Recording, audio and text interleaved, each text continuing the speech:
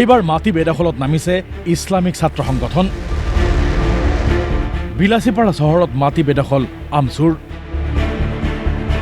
ছাত্ৰ সংগঠনটোক অসমৰ পৰা নিষিদ্ধ কৰাৰ দাবী। প্ৰাক্তন বিজেপি বিধায়ক অশোক সিংঘিৰ হুংকাৰ। বিলাসীপাৰা চহৰৰ পৌৰ নিগমৰ অধীনত থকা মাছৰ বজাৰৰ ভূমি বেদখল কৰি নিশাৰ ভিতৰতে কাৰ্যালয় নিৰ্মাণ কৰিলে আমচুৱে। বিলাসীপাৰা মিউনিচিপালিটিৰ ফিছ মাৰ্কেট চলি আছিল, তাতে হঠাৎ দাদাগিৰি কৰি তেওঁলোকে বহন কৰিলে। লগে লগে ৰাতিপুৱাই চন্দন দাস আমাৰ ভাইচ প্ৰেচিডেণ্ট মোক জনালে, লগে লগে আমি এটা আমাৰ চেয়াৰমেনৰ জৰিয়াই এটা FIR আমি লজ কৰিলোঁ। লজ কৰাৰ লগতে পুলিচে অলপ ঢিলামি দিছিল যদিও CDC-ক ক'লোঁ। তাৰপিছত SP মহোদয়ৰ তৎপৰত আমি এইটো উদ্ধাৰ কৰিবলৈ সক্ষম হ'লোঁ। ইয়াৰ ওপৰত বিহিত ব্যৱস্থা লোৱা হ'ব। ইছলামিক ছাত্ৰ সংগঠনটোৰ এনে দুষ্কাৰ্যক চোকা সমালোচনা প্ৰাক্তন বিধায়ক অশোক সিংঘিৰ।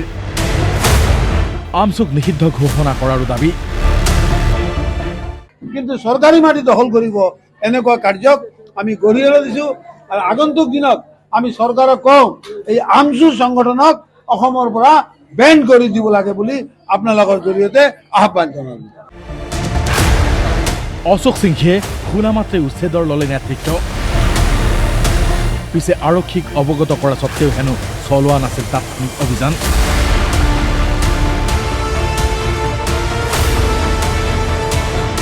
আৰক্ষী অধীক্ষকৰে যোগাযোগ কৰাতহে গা লৰিল খাকী পোচাকধাৰীত। আহিল ঘটনাস্থলীলৈ আৰু এফালৰ পৰা সকলো চুৰমাৰ কৰি লৈ গ'ল ডাম্পাৰত। ছাত্ৰ সংগঠনটোক হুংকাৰ অশোক সিংঘিৰ।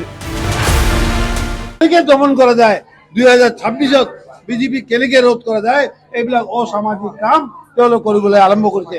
আমি কিন্তু বিলাসীপাৰাত হ'ব নিদিম। যিমান দেৰিলৈকে মই বাচি আছোঁ, বিলাসীপাৰাত কোনো মানুহক দিগদাৰ হ'বলৈ নিদিওঁ। নিশা হেনো প্ৰথমে ত্ৰিপাল আৰু পুৱা সংগঠনটোৰ বহু সদস্য আহি ঘেৰি পেলাইছিল এই স্থান। তৰ্জাৰ ঘৰৰ ভিতৰত ৰাখিছিল আচবাবু।